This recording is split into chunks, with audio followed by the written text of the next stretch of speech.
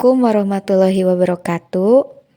Perkenalkan, nama saya Anelia Sri Rahayu dengan NPM 23011052116.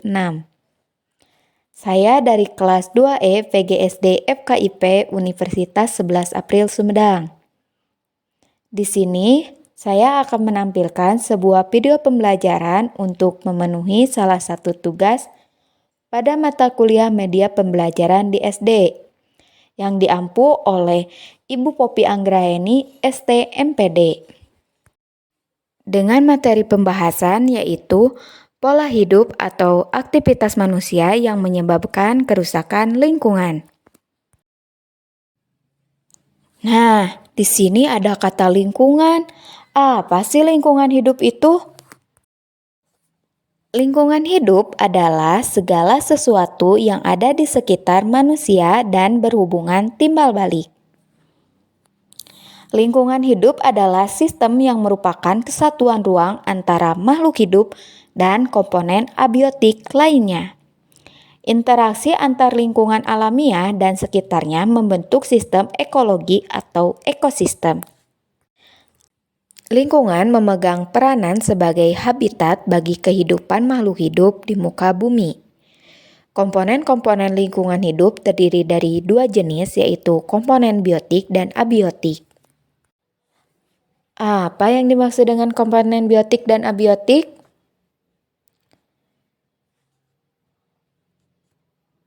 Komponen biotik adalah komponen penyusun ekosistem yang terdiri dari makhluk hidup, yaitu manusia, hewan, tumbuhan, dan mikroorganisme.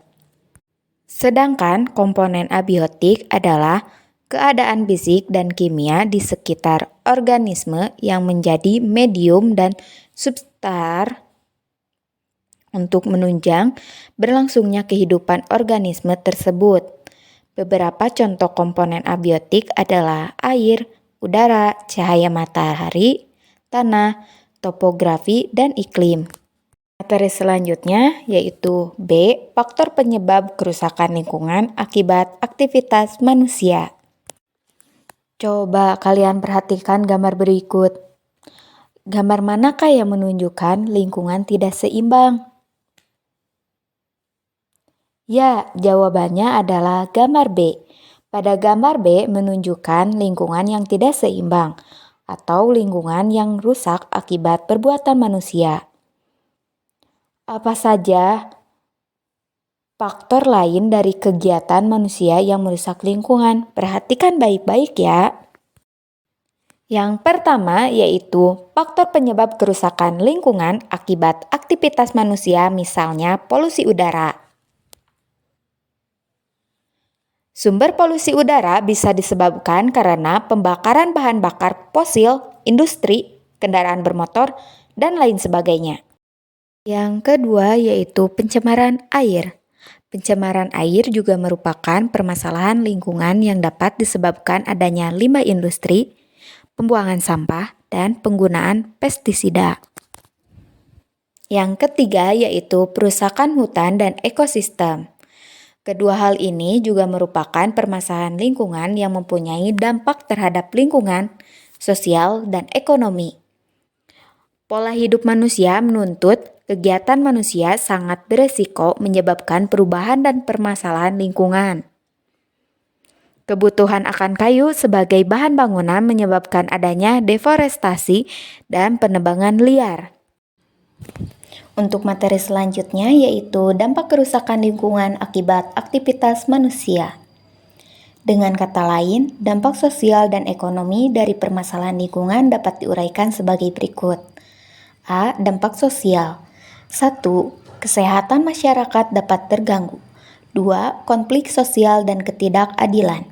3. Kurangnya kesadaran lingkungan dalam masyarakat. B. Dampak ekonomi. 1. Biaya perawatan kesehatan meningkat. 2. Kerugian sektor pariwisata. 3. Penurunan produktivitas sektor pertanian dan perikanan. Yang terakhir yaitu solusi permasalahan lingkungan. Untuk mengatasi permasalahan lingkungan akibat pola hidup manusia antara lain pola hidup yang ramah lingkungan, pengurangan limbah dan daur ulang, konservasi sumber daya alam, penggunaan energi terbarukan dapat dilakukan dengan mengurangi penggunaan energi fosil dan memanfaatkan energi matahari, angin, dan air. Adapun pengurangan limbah, air, dan daur ulang dapat dilakukan dengan cara mengurangi penggunaan bahan sekali pakai, membuang sampah pada tempatnya, mendaur ulang limbah yang dapat didaur ulang. Bagaimana anak-anak? Apakah sudah dimengerti?